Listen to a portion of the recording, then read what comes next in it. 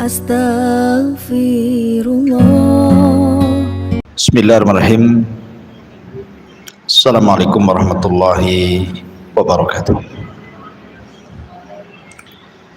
Alhamdulillah wassalatu wassalamu ala rasulillah wa ala alihi wa sahbihi wa mawalah wa la hawla wa la quwata illa billahi wa ba'du. Kita lanjutkan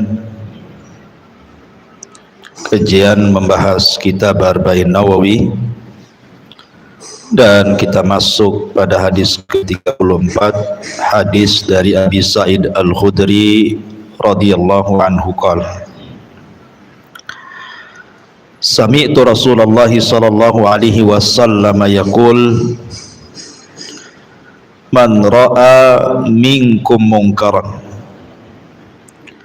falyughayyirhu biyadihi fa illam yastati' fa bilisanihi fa illam yastati' fa biqalbihi wa dzalika adhaful iman. Rawahu Muslim.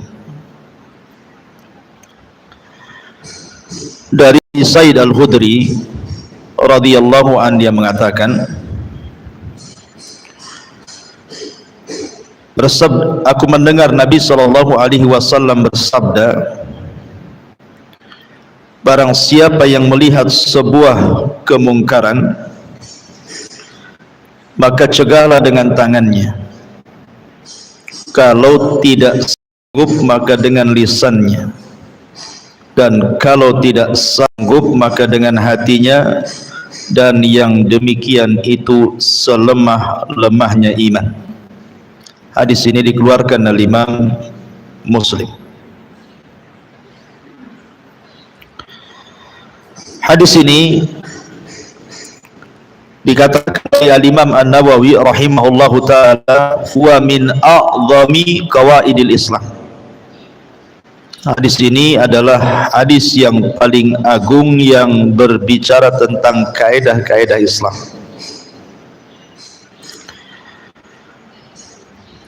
Berkata Al-Qusairi rahimahullah ta'ala, al-amru bil ma'rufi wan nahyu anil munkari aqwa syu'abil imani biwajhin wa ad'afuha biwajhin fataghyiruhu bil yaddi wal lisani aqwa syu'abil iman wa taghyiruhu bil qalbi ad'aful iman. Berkata Imam Al-Qusairi rahimahullahu ta'ala, mengajak manusia kepada kebaikan dan mencegah dari kemungkaran adalah sekuat-kuatnya cabang keimanan dari satu segi, dan juga bisa menjadi iman yang paling lemah di sisi yang lainnya. Mencegah kemungkaran dengan kekuasaan dan lisan, dengan tangan dan lisan, adalah sekuat-kuatnya cabang-cabang keimanan. Dan mencegah kemungkaran dengan hati adalah selemah-lemahnya iman. Kemudian juga berkata Al-Qadhi Iyad rahimahullahu ta'ala, hadal hadis aslun fi sifati taghyir. Hadis ini adalah menjadi dasar tentang perintah merubah sebuah kemungkaran. Baik.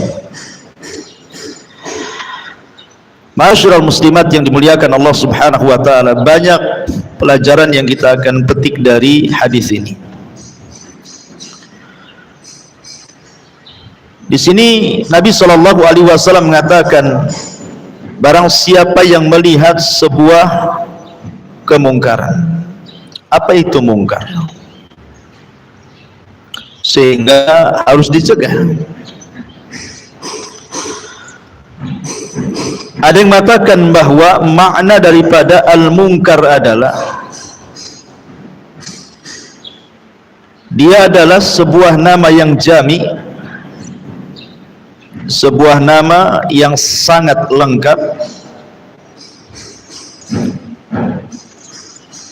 di mana kullu ma qabbahahu syar'u wa harramahu wa karrahahu, setiap yang dijelekkan oleh syariat atau diharamkan oleh syariat atau dimakruhkan dalam sebuah syariat, maka itu adalah sebuah kemungkaran.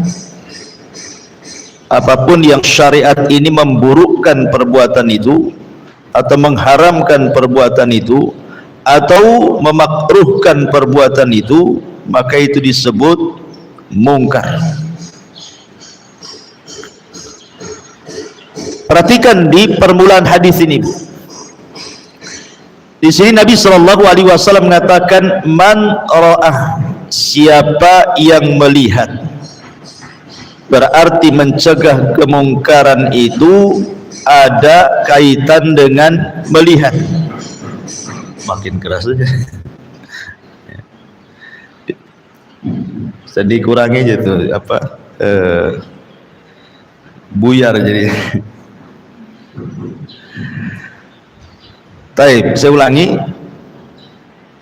Man ra'a minkum mungkaran, barang siapa yang melihat, berarti mencegah kemungkaran itu ada erat kaitan dengan melihat. Berarti mencegah kemungkaran dengan sebab mendengar tidak berlaku, harus dilihat kemungkaran. Jadi tidak boleh hanya sekedar mendengar saja, tidak boleh. Jadi betul-betul orang yang melakukan kemungkarannya itu di depan kita, nampak oleh kedua mata kita, bukan dihabarkan orang. Umpamanya kita melihat ada orang yang mabok di depan rumah kita, jelas tuh kan, nampak dia pegang botolnya, nampak dia minum khamarnya, nampak pula dia maboknya. Berarti berlakulah hadis ini. Gambaran yang kedua, dia mabok di rumahnya, ibu bertetangga dengan dia, tapi dia mabok di kamarnya. Kemudian anaknya bercerita, bapak saya lagi mabok di kamar. Berarti kan tidak melihat, bu, ya kan? Hanya mendengar. Berarti tidak berlaku mencegah kemungkaran. Kalau tidak melihat, harus melihat, karena Rasul mengatakan ra'a, melihat, bukan mendengar. Ya. Kecuali kalau mendengarnya itu jelas-jelas mendengar, maksudnya bukan dihabarkan orang. Umpamanya ada orang yang masuk ke masjid, kemudian ambil mic masjid, nyanyi pula di masjid, kita pula sebelah rumah, kan dengar tuh. Itu memang jelas-jelas mungkar, karena tidak dihabarkan orang, kita mendengar sendiri. Ya. Maka yang seperti ini juga harus dicegah lah. Nggak mungkin masa mic masjid digunakan dangdutan, kan nggak mungkin. Dari sini ada larangan tajassus. Tidak boleh tajassus walaupun berdalil untuk mengingkari sebuah kemungkaran. Pamannya ibu tempelkan telinga di dinding rumah tetangga, siapa tahu ada kemungkaran di dalam, biar saya cegah gitu. Nggak boleh kayak gitu. Atau ngintip-ngintip dari jendela, dari gorden, tidak boleh. Tidak boleh tajassus. Karena Allah Subhanahu wa taala berfirman, ya ayyuhalladzina amanu jtanibu katsiran minadh-dhanni inna ba'dadh-dhanni itsmun wa la tajassasu. Hai orang-orang yang beriman, jauhilah kebanyakan prasangka, karena sesungguhnya sebagian tindakan prasangka itu dosa, dan jangan mencari-cari kesalahan orang. Jangan mencari-cari kemungkaran orang, walaupun niatnya baik untuk dicegah. Emang ibu malaikat raqib atid nih. Jadi tidak boleh kita mencari keburukan orang itu. Kalaupun kita tahu keburukan kemungkaran orang itu, harus ditutup. Ya, jadi ingat, bahkan Al-Imam Ibnu Jarir At-Tabari rahimahullahu taala beliau mengatakan, janganlah sebagian kamu mencari-cari keburukan orang lain dan janganlah menyelidiki rahasia orang lain untuk mencari keburukannya. Hendaklah kamu menerima urusannya yang tampak saja bagimu. Dengan yang tampak itu hendaknya kamu memuji atau mencela, bukan dengan rahasia-rahasia yang kamu tidak tahu. Jadi dilarang kita tajassus, walaupun niatnya bagus untuk dicegah kemungkarannya, karena syarat mengingkari kemungkaran harus melihat atau mendengar gitu terang-terangan, jelas-jelas dia memang, contohnya seperti tadi, atau masuk ke masjid nyanyi pula di masjid, ibu pula rumahnya tetangga. Ma'asyiral muslimat yang dimuliakan Allah Subhanahu wa taala. Kemudian yang ibu cegah itu sebuah kemungkaran. Sebuah kemungkaran. Bukan kemungkaran yang diperselisihkan ulama. Makanya nanti saya akan sebutkan syarat mengingkari kemungkaran itu harus punya ilmu, supaya jangan mengingkari yang ibu sangka mungkar padahal tidak, atau sebaliknya memerintahkan sesuatu yang tidak mungkar padahal mungkar. Nah, ini penting ya. Jadi harus tahu. Contoh umpamanya, ada orang yang minum berdiri. Ulama menghukumi soal minum berdiri ini makruh. Ada sebagian ulama membolehkan karena Ali pernah minum berdiri. Sedikit ulama mengatakan haram itu. Tiba-tiba kemudian ibu marah-marah, maki-maki dia. Haram, nggak boleh, duduk kamu, nggak bisa kayak gitu. Maka yang seperti ini bukan diingkari kemungkarannya, tetapi dinasehati. Beda nasihat dengan mencegah kemungkaran. Bagaimana cara nasihatnya? Yang ngomong, kalau seandainya dudukan lebih baik. Beda kalau mencegah kemungkaran kan dengan menghardik kan gitu. Ya, dengan diambil badannya dipaksa duduk. Duduk kamu, bukan begitu. Itu mengingkari kemungkaran namanya. Tapi kalau nasihat itu baik-baik ngomong, coba kalau duduk kan bagus dari segi kesehatan. Ya, karena saya pernah bicara dengan orang, dia punya sering sakit pinggangnya. Sering sakit pinggangnya itu. Padahal minum air putih banyak. Rupanya dia cerita, ini tajrubah dia, artinya dia pengalaman. Setelah saya minum duduk, hilang sakit pinggangnya kan. Ya, kalau minum berdiri walaupun air putih itu, kata dia apa ngomong apa gitu mungkin. Tetapi setelah saya coba duduk, hilang pula sakit pinggangnya kan.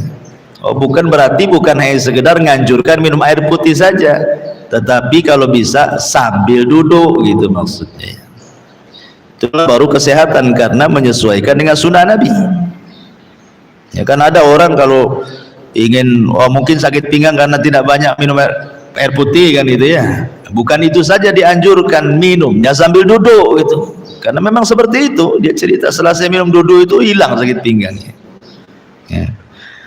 Kalau tak hilang-hilang ya tak tahu lah kan. Minum jamu lah biar hilang. Baik. Adapun tentang hadis ini, pembahasan pertama tentang dalil daripada mencegah kemungkaran dari Al-Quran dan yang semakna dari hadis-hadis Nabi SAW. Adapun dari Al-Quran, Allah Subhanahu wa taala menyebutkan dalam surah At-Taubah ayat 71. Wal mu'minuna wal mu'minatu ba'duhum awliya ba'din ya'muruna bil ma'rufi wa yanhauna 'anil munkar. Orang-orang yang beriman dari kalangan laki-laki dan juga wanita, sebagian mereka mencintai sebagian yang lainnya, dan mereka memerintahkan kepada yang ma'ruf, yang baik, dan juga mencegah kepada yang mungkar. Kemudian Allah mengatakan dalam surah Ali Imran ayat 110, kuntum khaira ummatin ukhrijat lin-nasi ta'muruna bil ma'ruf wa tanhauna 'anil munkar. Kalian sebaik-baik umat yang dikeluarkan kepada manusia, memerintahkan yang ma'ruf dan mencegah dari yang mungkar. Kemudian disebutkan juga dalam Ali Imran ayat 104, wal takum minkum ummatu yad'una ilal khairi wa ya'muruna bil ma'rufi wa yanhauna 'anil munkar wa ulaika humul muflihun. Hendaklah kalian menjadi umat yang menyeru manusia kepada kebaikan, memerintahkan kepada yang ma'ruf, mencegah dari yang mungkar. Merekalah orang-orang yang beruntung. Dan banyak lagi ayat-ayat dalam Al-Quran perintah agar mencegah sebuah kemungkaran.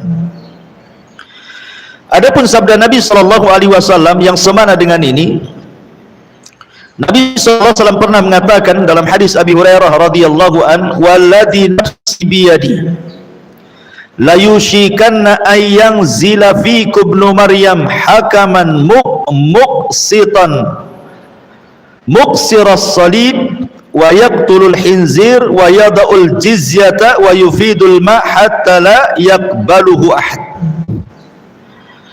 Demi zat yang jiwaku berada di tangannya, hampir-hampir Isa bin Maryam turun kepada kalian sebagai hakim yang adil. Dia mematahkan salib, membunuh babi, dan tidak ada jizyah. Maksud jizyah di sini, kalau sekarang, kalau negara Islam menyerang negara kafir, kalau tidak mau masuk Islam bayar jizyah. Tapi nanti di zaman Isa turun tidak ada, beriman atau kubunuh.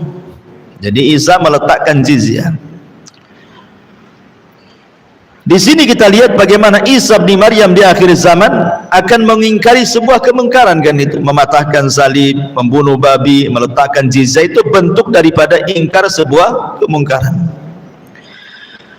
Kemudian juga hadis Nabi SAW kepada Ali bin Abi Thalib radhiyallahu anhu, alla tada timsalan illa tamastahu wala qabran musyrifan illa sawaitahu. Jangan kau dapati ada satu patung kecuali kau hancurkan, jangan ada kuburan yang meninggi kecuali kau ratakan, sisakan satu jengkal. Ya. Dan banyak lagi hadis-hadis tentang mengingkari sebuah kemungkaran. Intinya kalau ada yang bertanya, kenapa Islam menyuruh kita mencegah kemungkaran? Maka jawabannya satu, karena itu perintah Allah.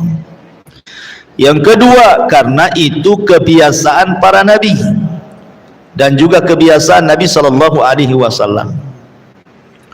Yang ketiga, mengharap pahala Allah.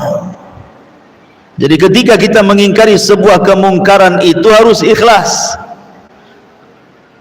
Harus ikhlas. Makanya Allah Subhanahu wa taala berfirman dalam surah Yusuf ayat 108, "Qul hadhihi sabili ad'u ila Allahi ala basirah." Katakan, ini jalanku, aku menyeru kalian kepada Allah ala basirah, di atas basirah pengetahuan, di atas ikhlas, di atas ilmu, supaya ketika mencegah kemungkaran itu lillah, karena Allah, bukan karena kebencian. Ya, mumpung nih aku sudah sewot sama dia, ini ada kesalahannya, bukan begitu. Itu bukan ikhlas, kan, haji mumpung namanya. Jadi betul-betul ketika mencegah sebuah kemungkaran itu di atas keikhlasan, maknanya mengharap pahala Allah. Ya. Mudah-mudahan dengan mengingkari sebuah kemungkaran itu dapat pahala. Kemudian yang keempat, diniatkan untuk sebuah kebaikan. Karena bagaimanapun mengingkari sebuah kemungkaran itu bagian daripada nasihat secara umum. Artinya bahwa ketika kita mencegah kemungkaran itu menghendaki orang itu berubah, ya. Bukan hanya kita marah-marah saja, karena belum tentu kita marah-marah sama orang yang kita mari dia berubah, ya. Kalau tidak berubah, ngapain mengingkari sebuah kemungkaran? Karena Allah mengatakan, fadzakir in nafa'ati dzikra, berikan peringatan. Kalau dengan memberikan peringatan ada manfaatnya, kalau nggak ada manfaatnya buat apa? Ya. Makanya dilihat maslahat madaratnya itu. Taib. Ma'asyiral muslimat yang dimuliakan Allah Subhanahu wa taala. Adapun secara umum kaidah melarang sebuah kemungkaran itu. Satu, harus betul-betul yang diingkari adalah perkara mungkar. Tadi saya sudah jelaskan di awal. Dan itu ada tingkatannya. Ada tingkatannya. Dia melakukan kemungkaran itu tingkatannya sampai mana? Ya. Contoh nih, Nabi SAW membuat dua permisalan. Saya contohkan dua permisalan. Pertama, Nabi SAW pernah marah kepada sahabat yang minta dibuatkan pohon untuk dijadikan tabarruk saat perang Hunain. Rasul lewat, rupanya ada pohon bidara. Pohon bidara itu di masa jahiliyah biasa digunakan orang jahiliyah untuk diambil berkahnya. Dan mereka biasa kalau sebelum perang meletakkan pedangnya di situ supaya dapat berkah dari pohon itu. Jadi sahabat kemudian ngomong sama Nabi, Rasul, buatkanlah pohon kayak itu katanya, supaya kita bisa meletakkan pedang-pedang kita ngambil berkah katanya. Ya, Nabi marah lah, ini kemungkaran dan tarafnya sudah sampai kepada kesyirikan. Makanya Nabi SAW marah dengan muka merah dan mengatakan Allahu Akbar, kata Rasul. Allahu Akbar, ucapan kalian seperti Bani Israel saja katanya, yang mengucapkan kepada Musa, ij'al lana ilahan kama lahum aliyah, jadikan Tuhan yang banyak sebagaimana mereka punya Tuhan. Tidak cukup dengan Tuhan yang esa. Rasul pitam karena ini sudah babnya bab kesyirikan. Beda dengan ketika ada Arab Baduy yang kencing di masjid. Ya kan, ini kan bukan kesyirikan. Ada orang, karena masjid di zaman itu bukan kayak gini, pasir, dan dia orang Baduy, orang jahil, tidak tahu, tahu masuk masjid kencing pula di masjid. Sahabat marah semuanya. Ya, bagaimanapun ini penghinaan kepada masjid. Tapi Nabi SAW mengatakan, da'uhu, tinggalkan dia, serahkan kepadaku. Sambil senyum Nabi SAW menunggu dia selesai kencing. Setelah selesai kencing, Rasul ngasih timba, tolong ambil siram tuh bekas kencing. Kemudian dipanggil lagi, masjid ini tempat sholat, baca Quran, tempat zikir. Maksudnya bukan tempat kencing di sini. Lihat, Rasul tidak mengingkari kemungkaran, tapi memberikan nasihat. Yang satu ingkar kemungkaran, yang satu nasihat kan? Karena sebuah kemungkaran itu bertingkat-tingkat. Ya, jangan semua disamakan gitu ya. Tidak boleh menyamakan sebuah kemungkaran cara mengingkarinya. Nah, pada kisah yang pertama Rasul marah emosi karena memang jelas-jelas menyenggol tauhid di sini, kesyirikan. Masa meminta pohon tabaruk kan gitu ya. Makanya Rasul emosi kan. Tapi ketika ada orang Arab jahil yang kencing di masjid, Rasul tenang-tenang saja, bahkan menampakkan keakhlakannya, kemudian menasihati. Saking indahnya akhlak Rasul, Arab Baduy ini mendoakan, Allahumma arhamni wa Muhammadan wa la tarham minhum ahada. Ya Allah, rahmati aku dan Muhammad saja, yang melotot-melotot kepadaku jangan, gitu. Ya kan? Nah, contohnya seperti itu.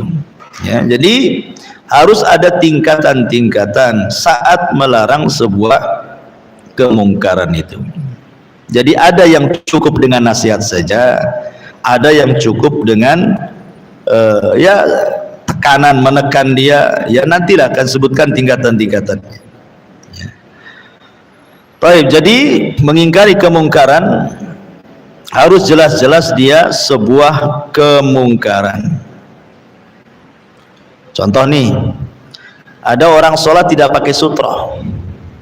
Sholat tidak pakai sutra. Jangan kemudian tiba-tiba langsung ambil tangannya, lagi sholat kan itu. Pakai sutra, ya orang lagi sholat, ya apa enggak pusing dia, ya kan? Nunggu dia selesai sholat. Itu pun tidak mencegah kemungkaran. Kenapa? Karena sholat menghadap sutra itu pendapat yang kuat sunnah muakkad, ya kan? Bukan sebuah kemungkaran, karena diperselisihkan ulama masalah ini kan. Berarti cukuplah nanti habis sholat dikasih tahu, coba kalau pakai sutra kan bagus, kan enak gitu ya nasihatnya. Ya, jadi Ya itulah makanya penting mengetahui kemungkaran itu seperti apa. Jangan mengingkari sebuah kemungkaran ternyata bukan mungkar, atau memerintahkan sesuatu yang tidak mungkar padahal itu mungkar. Jadi harus jelas-jelas yang diingkari adalah kemungkaran. Ya. Yang kedua, diingkari kemungkaran itu kalau dilakukan sekarang dan dilihat. Kalau dia melakukan kemungkarannya kemarin, ya ndak, apa yang mau diingkari? Umpamanya dia maboknya kemarin, kemudian cerita sama ibu, itu ndak bisa mengingkari kemungkaran, cukup dinasihati namanya. Tapi harus nampak gitu ya. Sekarang dia melakukan kemungkarannya, itulah mengingkari kemungkaran artinya. Karena nampak, syaratnya kan harus melihat. Man ro'a, siapa yang melihat? Ya, kalau kemarin dia melakukan kemungkarannya, apa yang mau diingkari? Udah selesai kemungkarannya. Ya. Ini yang kedua. Yang ketiga, maslahatnya jelas. Maslahatnya jelas. Karena orang yang mengingkari kemungkaran itu ada 4 kondisi, Bu. Ketika seseorang mengingkari sebuah kemungkaran, itu ada 4 kondisi. Kondisi yang pertama, boleh jadi dia kemudian berhenti, yang tadinya jahat kemudian jadi baik. Ini satu. Yang kedua, mungkin dia tidak berubah, tetapi ngurangi, ya, dikurangi kemungkarannya. Adalah perubahan, tapi tidak semua berubah gitu ya. Ini yang kedua. Yang ketiga, dicegah satu mungkar yang ini, ganti pula dengan mungkar yang sama yang lainnya. Memang dia berhenti di sini, tapi buat lagi di sana, gitu ya. Umpamanya dia buka judi adu ayam, ya. Kemudian dilarang, ini nggak boleh. Tutup. Besoknya ganti, tapi dengan judi yang lain, sama-sama judi namanya, cuman beda bentuk saja. Kemudian yang terakhir, ini yang bahaya, ya. Mencegah sebuah kemungkaran kepada orang yang melakukan kemungkaran, tiba-tiba dia bukannya dengar, malah sengaja membuat kemungkaran yang lebih besar daripada itu, karena sewot sama kita mamanya kan. Kan ada orang kayak gitu ya, dinasihati bukannya berhenti, malah makin parah. Nah, ini harus lihat, karena kondisi orang yang melakukan kemungkaran kalau diingkari ini, karena ada 4 kondisi seperti ini, maka kita lihat maslahatnya nih. Nih kalau saya ingkari kemungkaran dia, kira-kira tobat nggak? Satu. Atau yang kedua, kira-kira ngurangi nggak? Kalau memang jelas maslahatnya, bisa tobat secara total atau minimalnya ngurangilah, kan gitu. Maka ini disyariatkan mengingkari sebuah kemungkaran, lakukan. Tapi kalau seandainya saya ingkari kemungkaran dia, malah ganti dengan kemungkaran yang sama atau lebih parah lagi, maka nggak perlu lagi diingkar kemungkaran. Artinya cukuplah dengan hati, ya. Karena orang kayak gini ngapain juga lapor RT yang punya kuasa tak bisa cegah, ya. Kemudian kita ngomong pun tak mau berubah, ya. Dengan apa? Dengan hatilah, kan itu. Karena kalau dengan hati itu ndak ada yang tahu, ndak ada yang sewot. Tapi kalau dengan tangan dan dengan lisan, biasanya ada yang sewot tuh, ada yang marah kan. Makanya tidak ada yang mencegah melakukan sebuah ingkar kemungkaran dalam hati. Makanya minimalnya dalam hati, karena nggak ada halangan orang mengingkari kemungkaran hati. Apa halangannya coba? Kalau dengan tangan takut, kalau saya ambil botolnya nanti dipukul pula kepala saya. Nah, satu. Kalau saya ngomong, orang mabok nanti dimaki balik saya. Nah, berarti kan ada konsekuensinya tuh kalau dengan tangan. Tapi dengan hati apa? Emangnya hati kita didengar dia? Ya. Maka serendah-rendahnya itu harus ada pengingkaran walaupun dalam hati. Tapi pengingkaran dalam hati pun tidak berguna dalam kondisi-kondisi tertentu. Contoh nih, ibu diundang ke undangan, anggaplah diundang ke kawinan. Di kawinan itu ngundang organ tunggal, ya kan? Ada organ tunggalnya, ada artis lokalnya, wah, ada auratnya kemana-mana, ikhtilatnya di situ di panggung nggak jelas gitu ya. Kemudian ibu duduk di situ makan walimah tuh, ya. Kemudian dikatakan, Bu, ini kan mungkar, Bu. Ya, ya kan saya sudah ingkari dengan hati katanya. Ambil duduk di situ, dusta ibu. Bukan begitu mengingkari dengan hati. Ya, iyalah Ustadz, kalau saya umpamanya ambil mic-nya saya bubarin, emangnya ini walimah anak saya? Bisa diusir saya. Ya. Kalau saya umpamanya ambil organ tunggalnya itu, apa kata dunia? Bisa perang kan gitu. Ya, duduklah dengan hati. Begitu, Bu. Enggak, bukan itu. Itu bukan mengingkari kemungkaran dalam hati, Bu. Kenapa? Karena ibu bisa pindah dari situ. Ya. Beda kalau ibu dalam pesawat lagi terbang nih, rupanya dalam pesawat ada organ tunggal. Ibu mau turun dari pesawat lewat mana? Mau terjun payung, ya kan? Maka ada perbedaan as-sama dan istima namanya. Sama itu mendengar, istima lezat dengan pendengaran. Ya. Kalau dengar kemudian merasa lezat, yang tadinya jari diam bergerak, itu lain ceritanya. Berarti bukan sekedar mendengar, tapi menikmati dengan pendengaran. Lain kalau dalam pesawat kan ibu tidak bisa kemana-mana kan gitu. Mau pindah dari mana di situ? Oh, di depan mata nggak bisa keluar dari situ. Ayah terpaksa dengarlah. Tapi dalam hatinya tidak suka kan? Itu yang benar namanya mengingkari dengan hati. Tapi kalau mengingkari dengan hati tapi ibu hadir juga di tengah-tengah kemungkaran, ya bukan mengingkari dengan hati. Mengingkari dengan hati ya pindah dari situ, lah kan memungkinkan bisa pindah atau cepat-cepat makan pulang. Kan begitu maksudnya ya, harus dibedakan tuh. Ya. Jadi ini penting pembedaan-pembedaan seperti ini supaya jelas gitu. Seperti apa mengingkari dengan hati itu. Ya. Baik. Kemudian yang nomor 4. Ya. Bahwa mencegah kemungkaran itu selain daripada maslahatnya jelas, ada manfaatnya. Manfaatnya jelas juga, bukan maslahatnya saja, manfaatnya jelas. Kalau tidak ada manfaatnya nggak usah. Cukup dengan hati saja. Karena disebutkan oleh para ulama bahwa ada orang-orang itu yang a'anzartahum am lam tunzirhum la yu'minun. Ibu kasih peringatan ataupun tidak, memang dia degil tak mau beriman. Lalu apa manfaatnya? Ngapain saya datang ke dia, saya nasihati? Nggak ada manfaatnya. Ya. Jadi jelas mengingkari sebuah kemungkaran harus ada manfaatnya. Kalau nggak ada, cukuplah dengan hati, doakan saja, mudah-mudahan dapat hidayah, selesai. Ya kan? Taib. Kemudian ayyakuna ingkarul munkar bil yaddi sirran. Kalau memang dengan tangan kita, dengan kekuasaan kita, ya, maka lakukan secara sirran, secara sembunyi-sembunyi.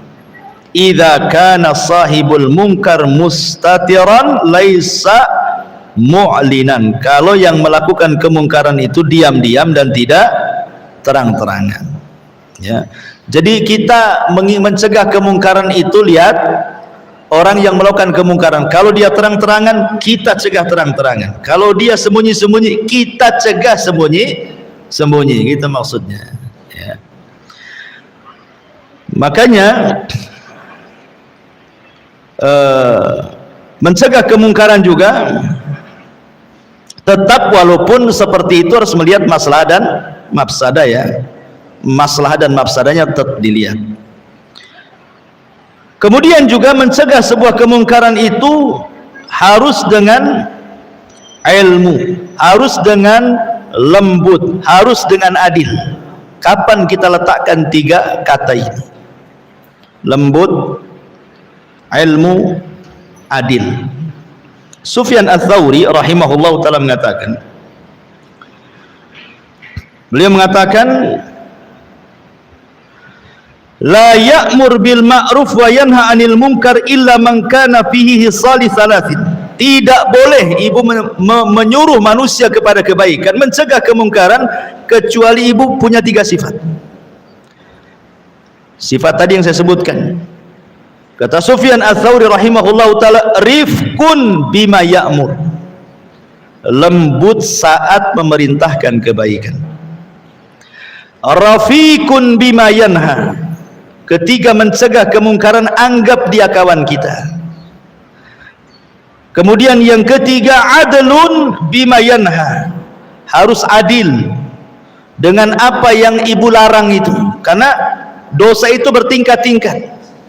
Ya, jangan kemudian orang awam ibu samakan dengan orang yang sudah tahu. Harus adil, meletakkan sesuatu pada tempatnya. Umpamanya ada tetangga tak pakai jilbab, adik ibu nggak pakai jilbab juga, sama-sama nggak pakai jilbab tuh, tapi kan beda posisi. Ini adik saya, itu tetangga saya. Dibedakan cara mengingkari sebuah kemungkaran, harus adil. Adil itu meletakkan sesuatu pada tempatnya kan. Ini adik saya, harus keras saya. Tetangga tak bisalah keras. Besok tak salam, tak kalam, tak mau lagi antar rendang ke rumah. Agak masalah jadinya kan. Jadi lihat, keadilan dalam mencegah itu harus ada, memposisikan kemungkarannya seperti apa, pelakunya siapa, itu ya, supaya adil. Ya, berarti ini sudah 3 ya. Pertama, kalau dalam menyuruh kepada kebaikan harus lembut. Kemudian kalau mencegah kemungkaran, 2, rafiq. Rafiq itu anggap dia teman, jangan anggap musuh. Ya, karena orang mencegah kemungkaran kalau dianggap musuh, oh itu nggak kekontrol kita ngomongnya tuh. Ya. Tapi kalau anggap teman kita dia, tentu kan akan terkontrol caranya kan. Kemudian adil, meletakkan sesuatu pada tempatnya. Yang lebih penting lagi adalah alimun bima ya'mur wa alimun bima yanha. Dia tahu apa yang diperintahkan, dia tahu apa yang dilarang. Harus punya ilmu. Ya, kira-kira dengan pengetahuan ibu ini baik, tahu saya dalilnya, perintahkan. Dengan pengetahuan ibu berdasarkan dalil-dalil ini jelas-jelas mungkar, berdasarkan Quran Sunnah, kesepakatan para ulama, tidak ada khilaf. Nah, itu makanya penting supaya tadi jangan salah mengingkari sebuah kemungkaran. Rupanya bukan kemungkaran, ibu yang tak paham soal itu. Ya, itu juga penting juga. Baik, saya contohkan. Beberapa contoh disebutkan di sini. Contoh umpamanya, seorang laki-laki melihat atau seseorang atau ibu melihat sebuah kemungkaran di salah satu rumah tetangga. Di salah satu rumah tetangga, entah kemungkaran apa sajalah, jelas itu kemungkarannya. Maksudnya anggap dia berzina, minum khamar, jelas nggak ada perselisihan ulama kan ya. Tapi di rumah tetangga ya. Maka bagaimana caranya mengingkari sebuah kemungkaran? Maka yang seperti ini, kalau dia tidak terang-terangan, berarti bukan hak ibu mencegah kemungkaran. Lain kalau nampak tuh pintunya, jendelanya terbuka, pintunya dibuka, nampak dia berzina, nampak dia minum khamar, nampak dia melakukan maksiat di dalam, ibu lewat nampak gitu kan. Maka di situ ada maratib kan. Ya. Pertama dilihat, ibu punya kekuasaan nggak tuh di komplek di situ? Oh, nggak bisa, berarti ibu lapor RT. Ya. Cari yang punya kekuasaan di situ. Pak RT, masalah tuh rumah itu. Ya. Kenapa? Mabok-mabokan tuh, saya nampak tuh. Kalau nggak yakin sanalah tengok. Nah. Itu botolnya berjejer tuh 100 botol lebih tuh. Tak botol kecap, tak botol apa, pokoknya nampaklah botolnya di situ. Akhirnya kemudian RT-nya turun tangan. Lah itu namanya mengingkari kemungkaran dengan kekuasaan. Berarti yang berkuasa di situ. Tapi kalau ibu tidak berkuasa, jangan coba-coba, nanti masalah kan gitu ya. Karena itu tidak bisa dirubah kecuali dengan kekuasaan.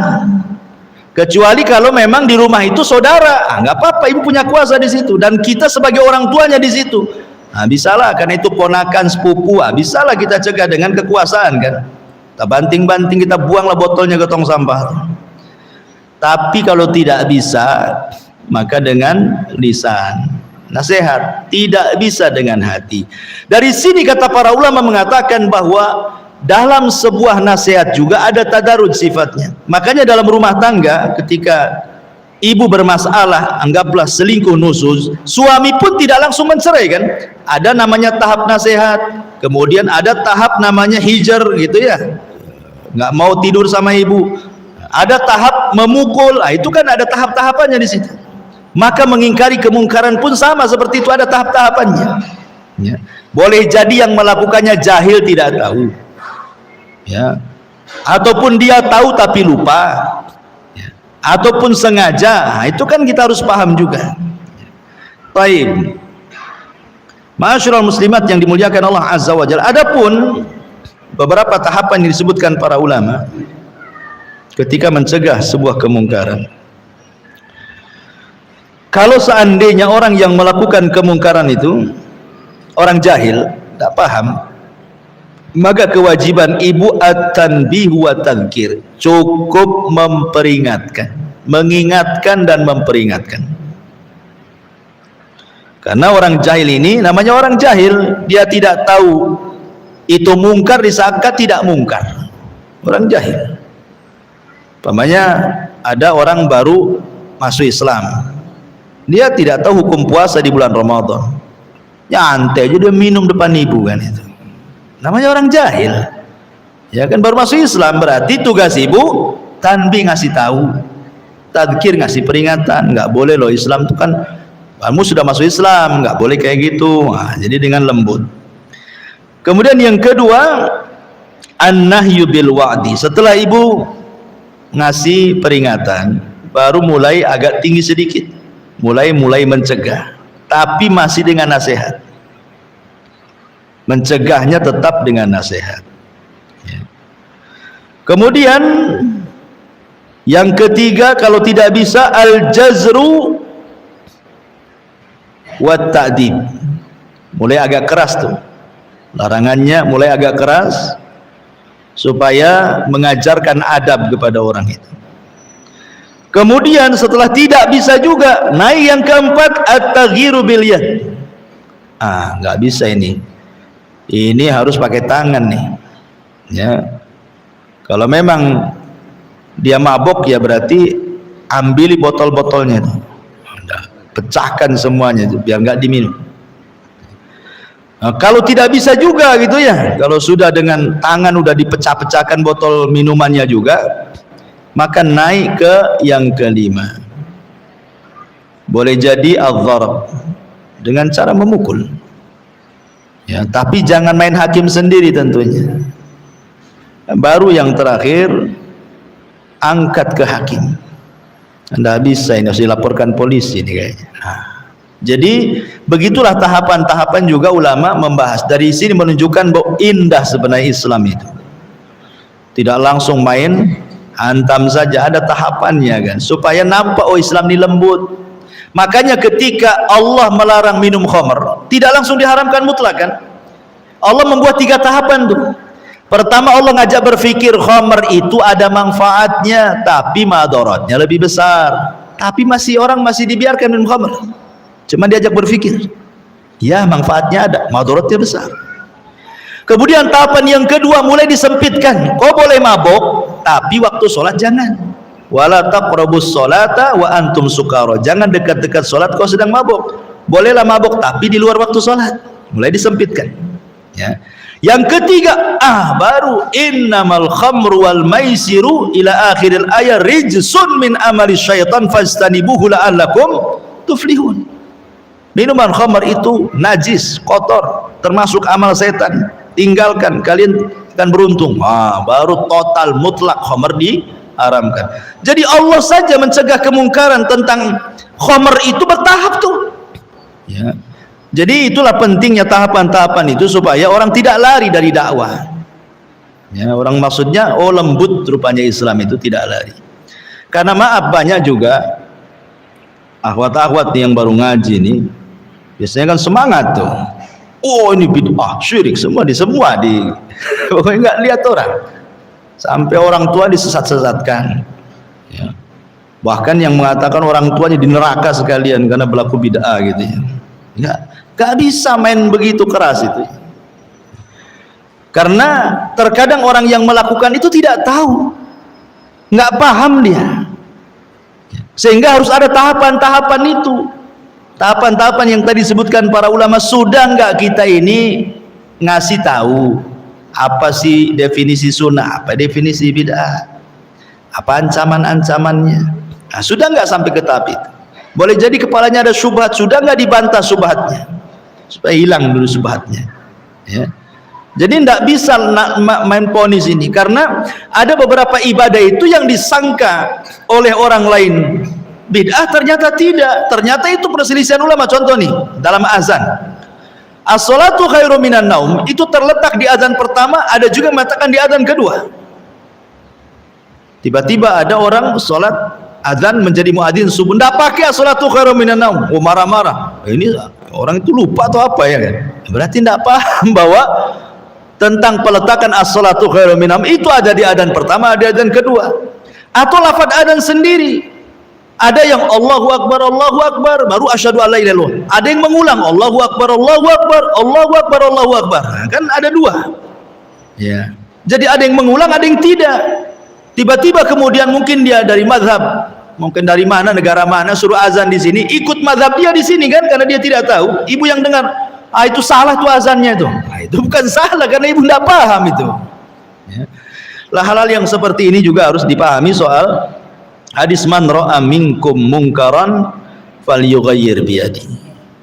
Karena di zaman dulu, karena tidak punya pengetahuan soal mencegah kemungkaran, akhirnya dia sendiri yang jatuh kepada kemungkaran. Contoh, di zaman Ali radhiyallahu anhu ada 3 orang khawarij.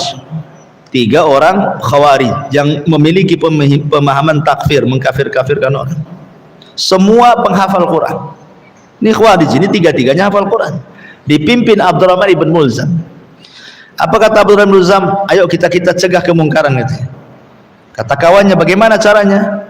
Biar negeri ini aman, kita bunuh 3 orang ini, Ali, Muawiyah, Amr bin As. Mereka mengatakan bahwa 3 orang ini biang kemungkaran, kita cegah kemungkarannya gitu.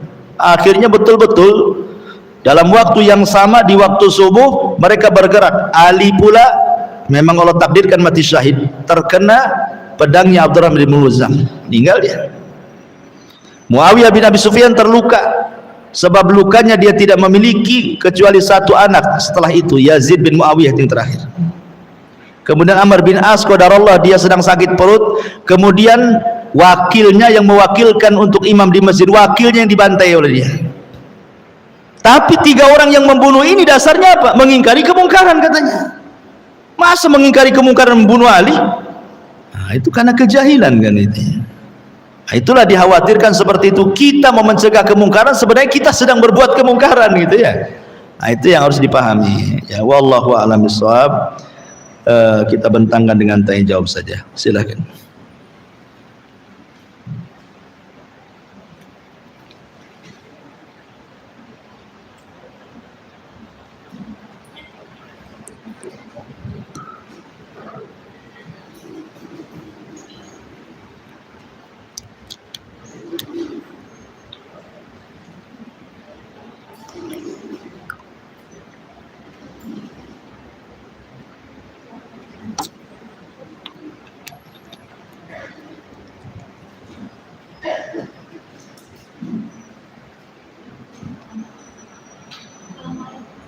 Ya, waalaikumsalam.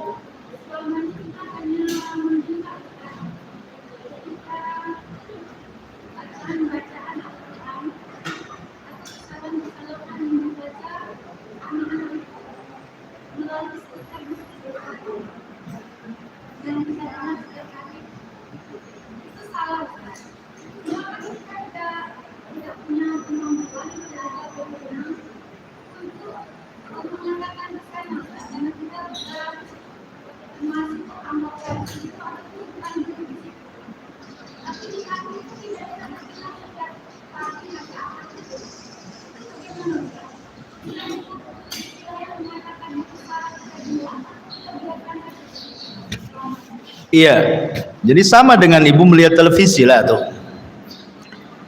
Pemanya di televisi, di YouTube, di apa kan, ada orang menista agama, menginjak Quran, pemanya kan.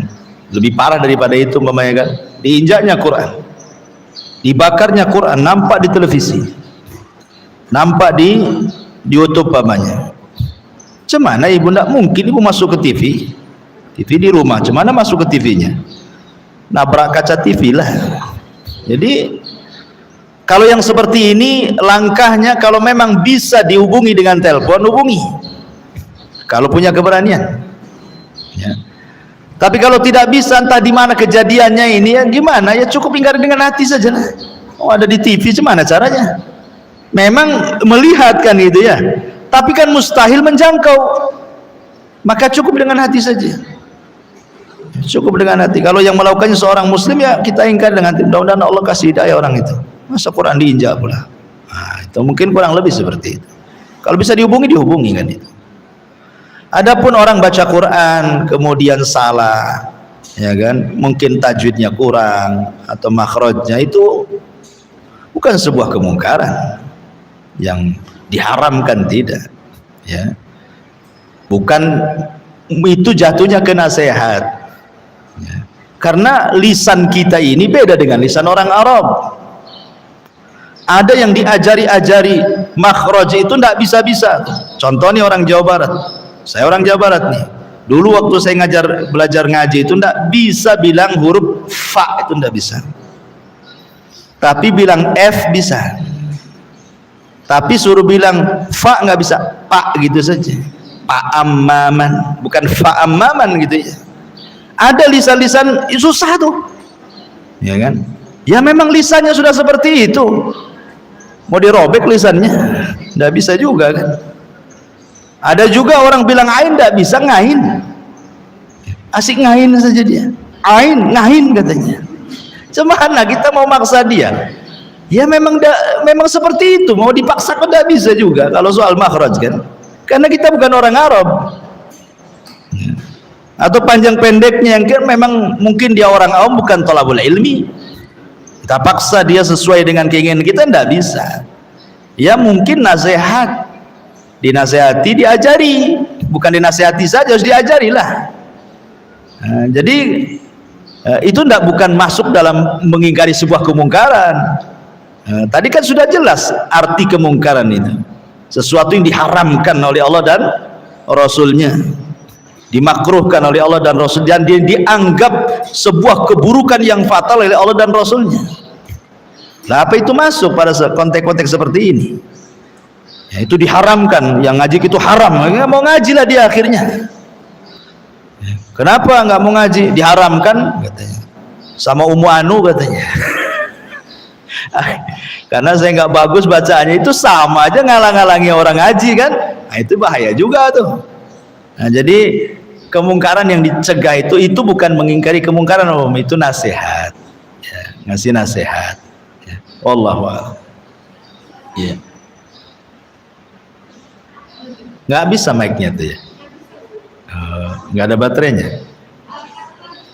Oke, teriak aja lah.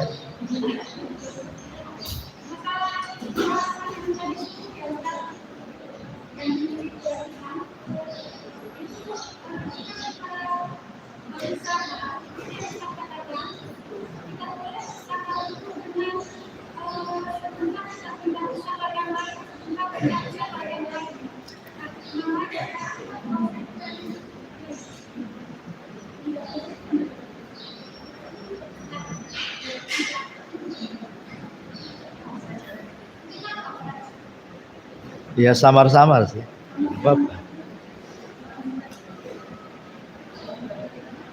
Nah, bisa agak suara di sini kan terbuka masjid ini, jadi suara itu terbawa angin. Dia kalau angin ke sini saya dengar, kalau angin ke belakang ya sampai ke pohon mangga. Jadi nggak bisa.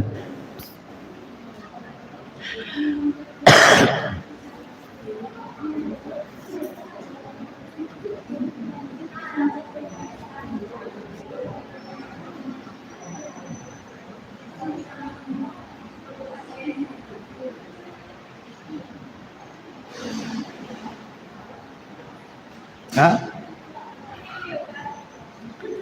Hah? Maju.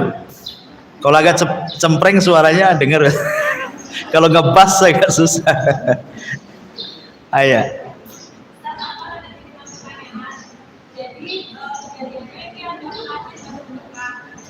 Pengantin baru menikah. Oke.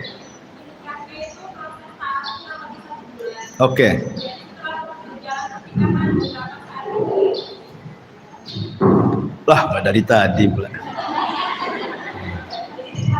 Ya. Jadi ada pengantin baru menikah, terus proses pernikahan ini dari proses taaruf selama 1 bulan. Oke. Jadi setelah berjalan pernikahan, keluarga dari suaminya ini menunjuk bahwa si istri ini mendapatkan suami ini dengan cara berikut dulu. Dengan cara? Menunjukin suaminya. Oh, melet suaminya, oke. Ya. Terus dia juga disuruh ingin menguasai harta suaminya. Terus ini kan kalau suami ini tahu. Udah kawin belum? Ya, kan? Belum kawin. Sudah. Oke. Terus keluarga suaminya ini tahu itu kadang-kadang mendatangi dukun. Jadi keluarga suaminya ini sudah menunjuk bahwa orang tua dari si istri ini adalah keluarga dukun gitu. Terus dia disuruh bersumpah di atas Al-Quran kalau memang itu tidak benar. Jadi sikap yang harus diambil oleh istri itu bagaimana? Iya. Saya punya cerita fakta. Jadi seorang saya cerita, ada suami istri orang kaya, baru beli baju tuh istrinya, bajunya mahal, bagus, jalan-jalan. Di lain arah ada kakek-kakek sakit, bawa tongkat melawan arah. Jadi pas di situ ada lubang, ada airnya. Si kakek ini jatuhlah ke lubang itu karena lagi sakit. Akhirnya cipratan airnya terkenalah pakaian si istri orang kaya itu. Ngeluhlah istri sama suami, bukan dibantu si kakek ini, malah ngomong sama suaminya, ini baju baru gimana ya? Marah suaminya, malah dekati kakek itu ditampar. Akhirnya pulang nih, karena ingin ganti pakaiannya kan. Qadarullah sampai di rumah, kepleset suaminya, kebentur kepalanya, mati. Kata istrinya, jangan-jangan suami saya disihir kakek itu katanya. Ya. Akhirnya karena kejadiannya baru saja, ini nyipratin air, pulang suaminya kepleset jatuh. Jadi istri ngomong jangan-jangan disihir kakek itu katanya. Jadi kumpullah keluarganya, karena orang kaya. Akhirnya nyewa lawyer, masuklah ke mahkamah, dilaporkan bahwa kakek itu penyihir. Dipanggil kakek itu ke pengadilan di persidangan. Kemudian sang hakim ngomong sama kakek, ada apa kakek kok bisa di sini? Kata kakek, nggak tahu saya katanya. Lalu kejadian seperti apa? Saya pun tak paham katanya. Saya itu jalan, tiba-tiba ada lubang, saya masuk ke lubang itu, lagi sakit pun saya katanya kecipratlah pakaian itu. Rupanya istri yang keciprat itu ngadu sama suaminya, tiba-tiba nampar saya. Kemudian saya berdoalah, ya Allah saya ini lemah, dia itu kuat, saya tidak bisa membalas, kau aja yang balas, kata kakek itu. Jadi kata hakim sambil tertawa ngomong sama si istrinya itu, kamu ngadu sama orang yang kau cintai, suamimu, tiba-tiba gara-gara itu suamimu nampar si kakek ini. Tapi kakek ini ngadu sama Allah, Allah yang membunuh suamimu katanya. Kan itu ya. Dari sini tidak bisa orang nuduh-nuduh tuh. Apalagi cerita dukun, susah buktinya, nggak bisa dibuktikan, susah bukti. Gimana caranya? Karena ini memang namanya dukun itu dunia setan, pasti dia akan menghancurkan rumah tangga orang. Dukunlah dunia setan, nggak ada malaikat-malaikatnya. Dukun itu semua dunia setan. Kalau dia datang ke dukun, ya memang dukun pasti ngomong itu pakai dukun lain, karena memang tugasnya dukun itu wakilnya setan di bumi, suruh cerai. Jadi kalau memang Pakai dukun bersumpah aja lah, nggak ada masalah. Ada masalah apa? Saya nggak pernah nyihir. Apa yang mau disihir? Ya enggak apa-apa kalau itu sebagai pembuktian kalau memang dia tidak menyihir dan permintaannya seperti itu. Maksudnya bukan menghinakan Quran ya, bukan suruh nginjak Quran, suruh bakar Quran, ngencingi Quran, bukan begitu. Kalau hanya pegang Quran saja ya sebenarnya walaupun seperti itu sebenarnya nggak boleh kan. Tapi kalau dengan itu memang yakin bahwa dia tidak menyihir, ya lakukan saja. Karena ada maslahat yang lebih besar supaya tidak bercerai. Masalahnya setelah dia sumpah, dia harus ada perjanjian, tidak nuduh lagi. Apa setelah disumpah kemudian selesai urusannya? Kadang-kadang kalau orang dengan dukun tuh nggak akan selesai, nanti ada lagi cerita itu. Ya. Justru tuduhan-tuduhan seperti ini kalau ada pasalnya laporkan saja lah yang nuduh kan itu. Apa dukunnya dilaporkan. Masalahnya repot, nggak ada pasal perdukunan. Mau lapor dukun gimana? Itu kan dukun yang dilaporkan tuh, karena dia yang bilang kan. Ya. Dukunnya yang dilaporkan tuh, nggak repot, nggak ada pasal dukun-dukun. Wallahu a'lam.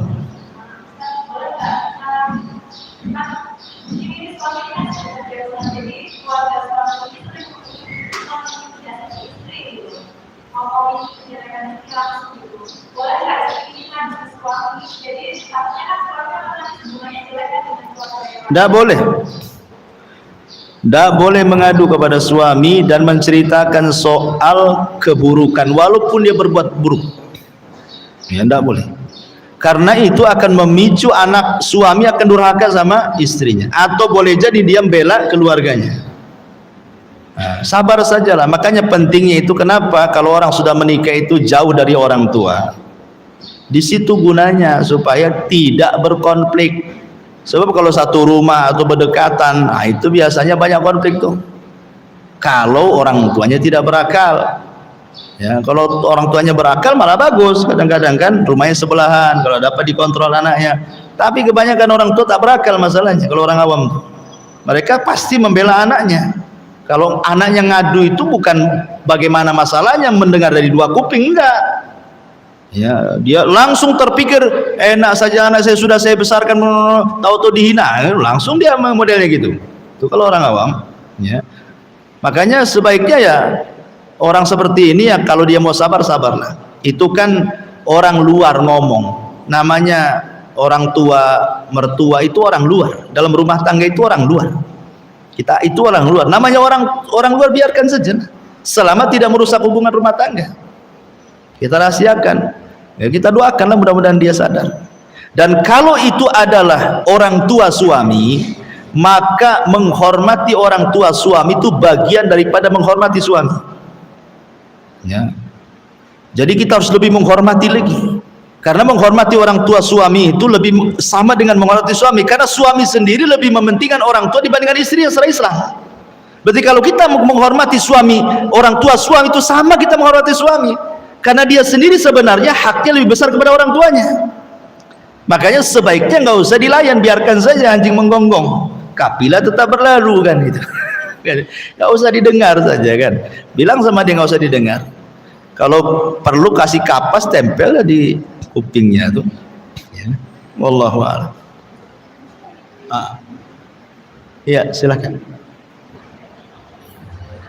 Sampai nggak tuh ke situ? Atau ke situ aja lah. Nah, bisa di situ. Karena agak budak juga saya nih.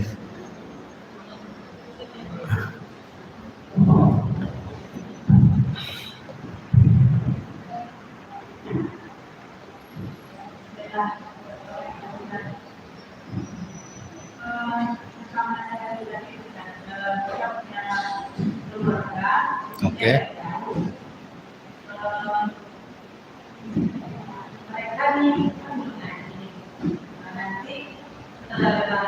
Kebiasaan sama orang itu kan. Bentar, ini keluarganya di mana? Di sini. Yang ia lakukan apa? Biasanya mereka kan kalau keluarnya sama ini Ah. akan membawa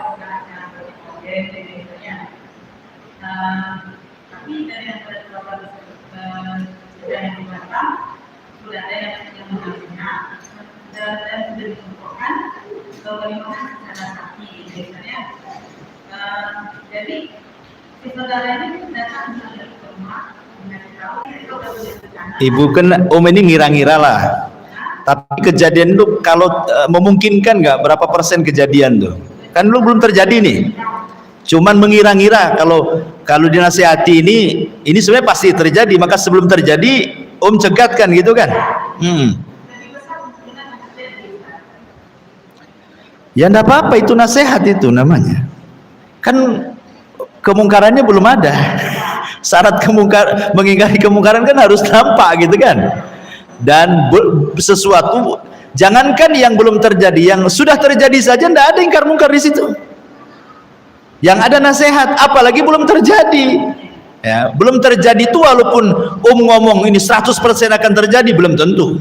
Yang namanya sesuatu yang belum terjadi tidak bisa dipastikan. Cuman kan perkiraan gitu ya, bisa terjadi bisa tidak. Cuman perkiraan kita ini bisa terjadi nih karena adalah koordinat tanda-tandanya. Tapi sekali lagi di sini belum ada kemungkarannya. Kemungkarannya apa yang belum terjadi? Ya, makanya cukup dinasihati saja, ngasih masukan lah. Ya enggak apa-apa. Ngasih masukan yang positif, tidak ada masalah, nasihat. Itu nasihat lah maksudnya. Ya baguslah nasihat ke saudara. Kalau dia menerima ya. Kalau nggak menerima ya sudah, yang penting sudah disampaikan.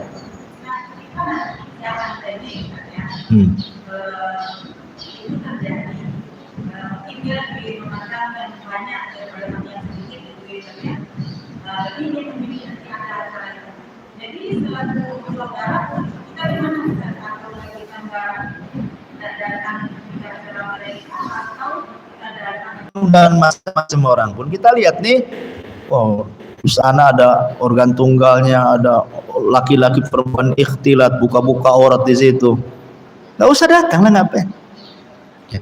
Tapi kalau itu acara saudara umpamanya kan, dia sudah ngancam, Ustaz datang ya, nanti saya nggak akan ngomong selamanya sama kamu. Ya udahlah, itu kan di bawah ancaman kan, datang tapi sekedar datang makan pulang, ya, saya kan tidak datang ya, supaya meminimalir kemungkaran tadi. Nggak terlampau lama duduk di situ, dengar-dengar di situ, nengok-nengok ikhtilat tidak jelas di situ gitu maksudnya. Ya lihat maslahat dan mafsadahnya aja lah.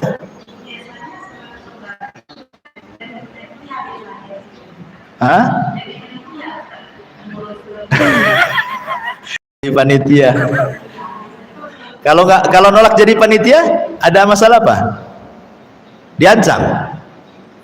Apa hanya karena segan saja? Iya, sekarang ini walaupun mau saudara bukan saudara, anggaplah saudara yang dekat.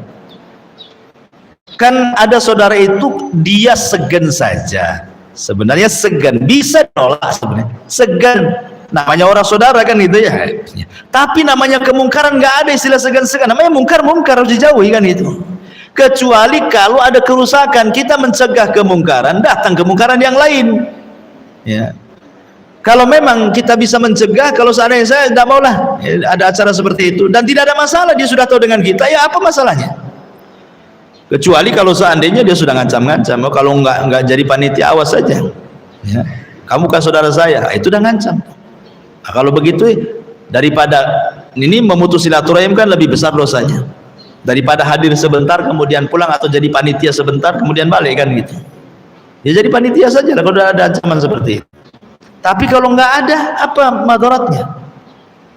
Ya, madaratnya apa bagi kemudian kalau mamanya menghindar kemungkaran itu? Wallahu a'lam. Ya.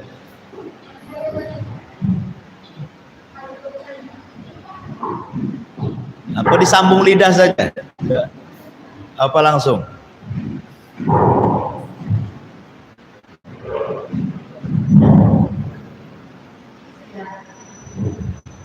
Ini kita amal ya, minta tahu solusinya terkait. Jadi begini, ada seorang muslimah, tahun depan ini dia itu sudah 60 tahun. Siapa seniman?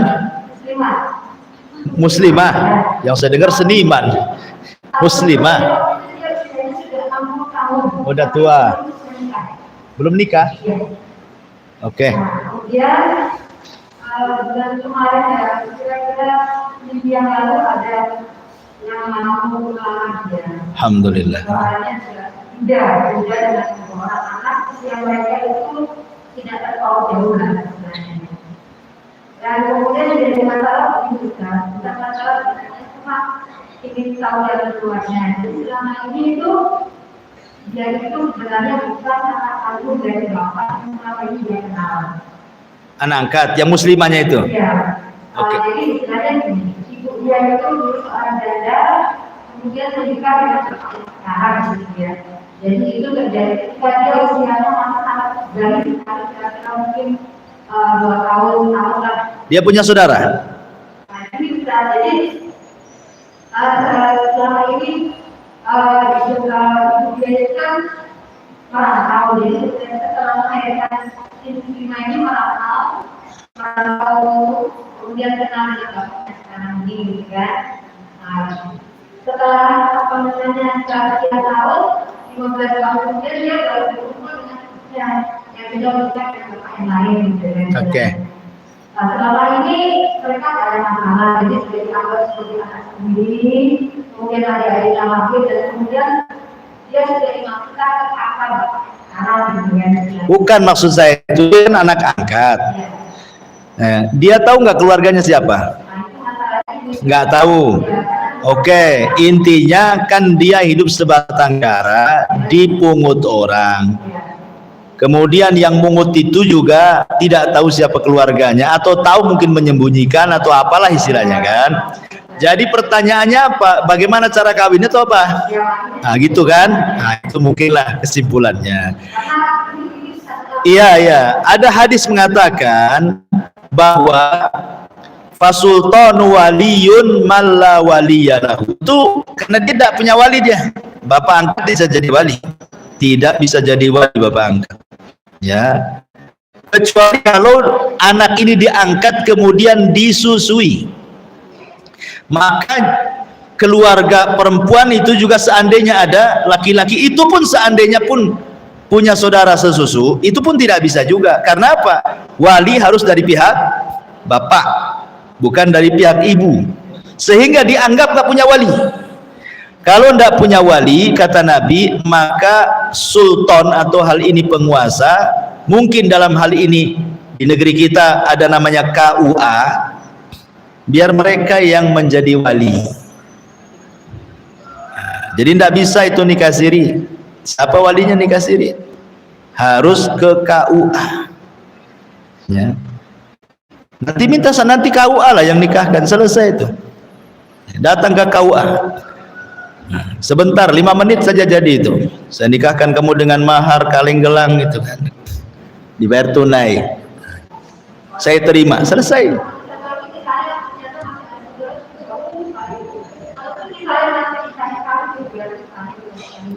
Kalau memang bisa dicari, tapi kalau ada masyakoh, kesulitan, entah berantah di mana, alamatnya di mana, orangnya di mana, itu susah lah kan itu. Sudah ke KUA saja. Ya, biar KUA yang menjadi wakil daripada wali. Sah nikahnya kalau sudah KUA tuh. Karena dia adalah penguasa. Ya. Tapi kalau masih bisa dihubungi, nanti walinya ngubungi Pak KUA di sini atau siapapun bisa menjadi wakil. Tidak harus KUA kalau memang ada walinya. Ya. Tapi sebaiknya ke KUA karena biar resmi secara agama, resmi secara negara. Ya. Wallahu a'lam. Itu ya. Iya.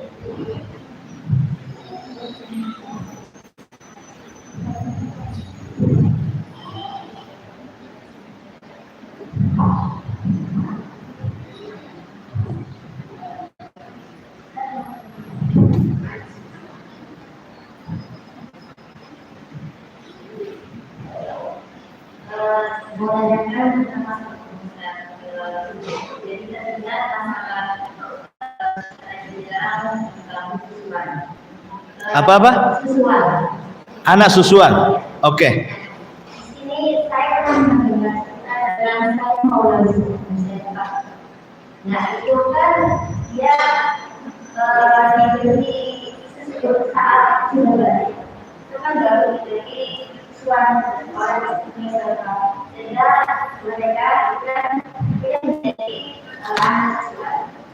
Disusuinya setelah balik. Iya, dikasih disedot pakai alat kemudian dikasih minum. Oke.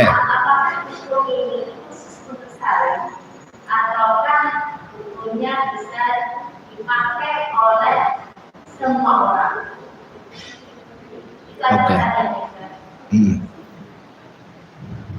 Bentar, saya cari dulu.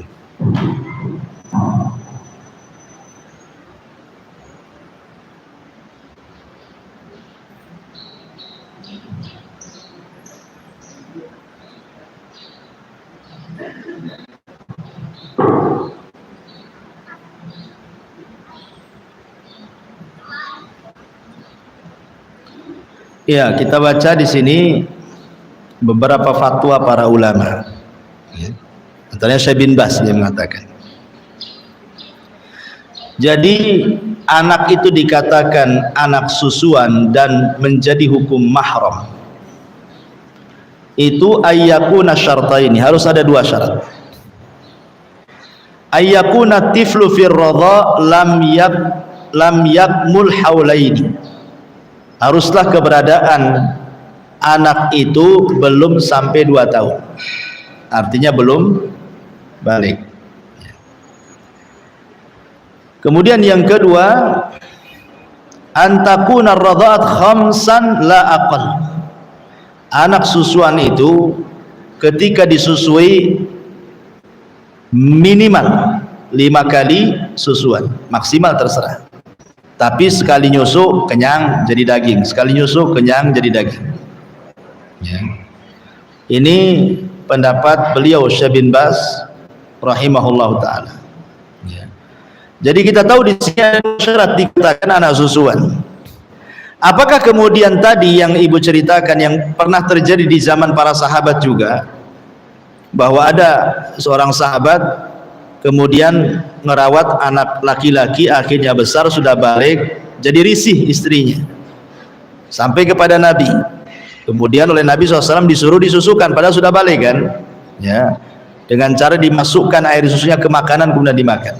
Jadi anak susuan. Apakah kemudian dalil ini khusus bagi kisah sahabat ini, ataukah menjadi umum? Ini yang menjadi khilaf para ulama, ya.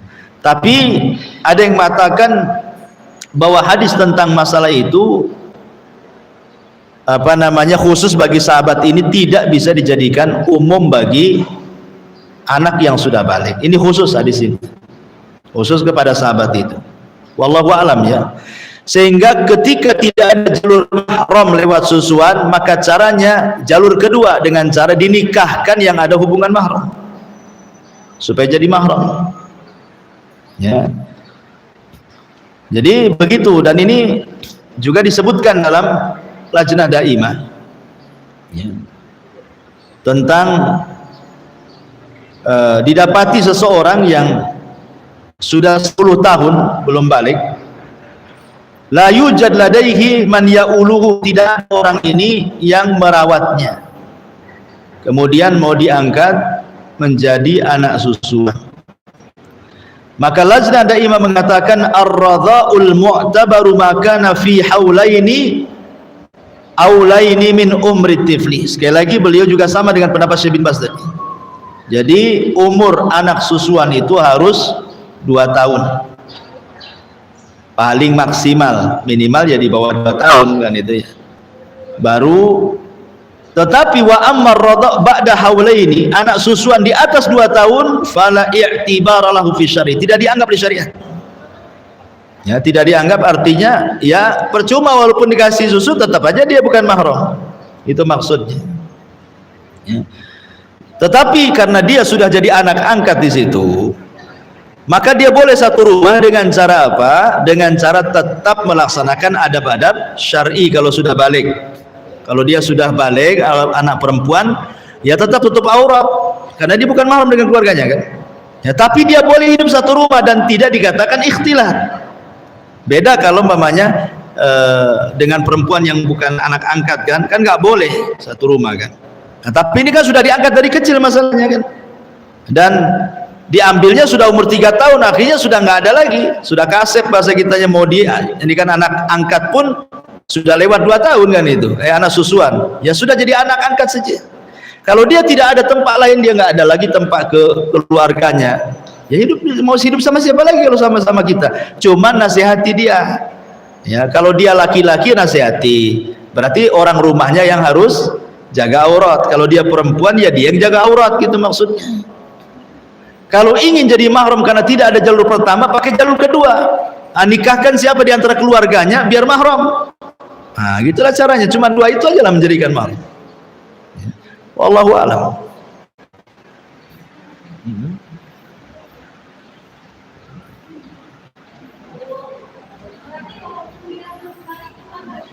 Nggak bisa. Iya. Ini fatwa dari Lajnah Daimah. Lajnah Daimah ini yang membawahi seluruh fatwa di Saudi Arabia, ulama-ulama sana. Iya.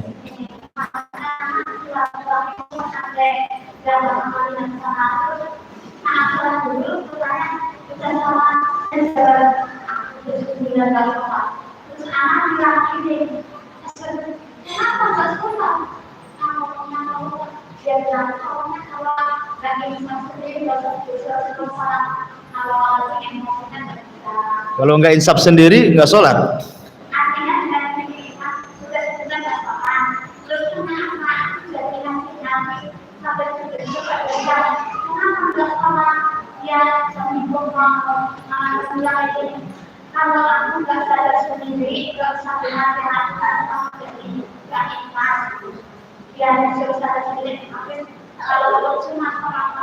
Yang nasihati siapa?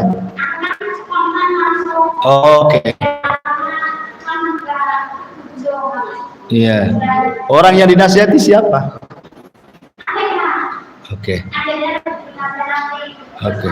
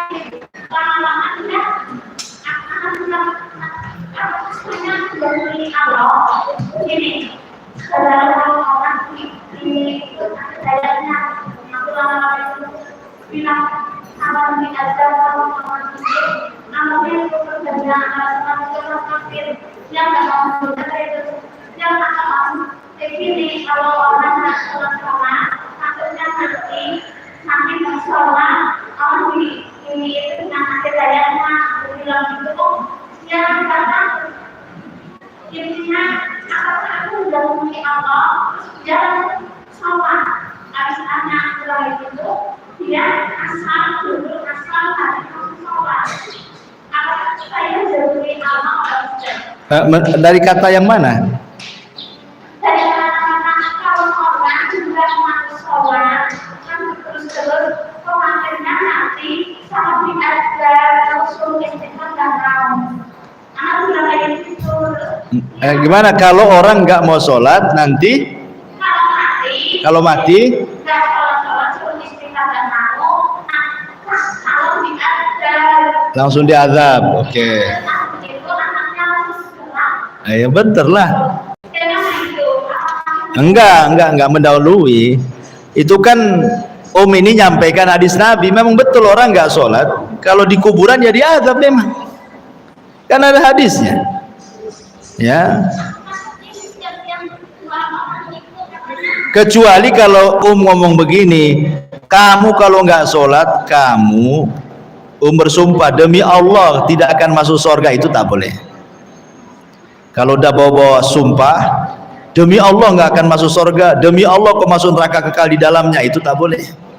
Tapi kalau hanya secara umum saja, nanti kalau nggak sholat kamu akan diazab, itu umum, nggak apa-apa, nggak ada di situ mendahului Allah. Memang harus ditakut-takuti karena dalam dakwah itu kadang-kadang dikasih kabar gembira, beramalah biar masuk surga, jangan maksiat nanti masuk neraka. Memang begitu dakwah itu.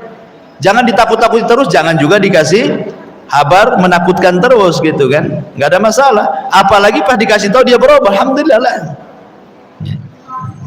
Iya, Allahu a'lam.